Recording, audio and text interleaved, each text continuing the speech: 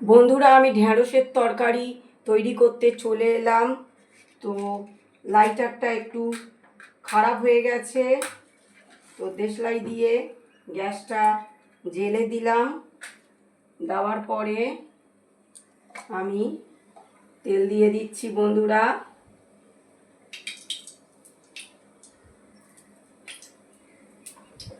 বন্ধুরা, আমার বাড়িতে যে রঙের কাজ করছিল সে আমাকে RCM-এর একটা তেল দিয়েছে বন্ধুরা, বলল ভালো, তাই ইউজ করো। কালো জিরে দিয়ে দিলাম, পেঁয়াজ দিয়ে দিলাম,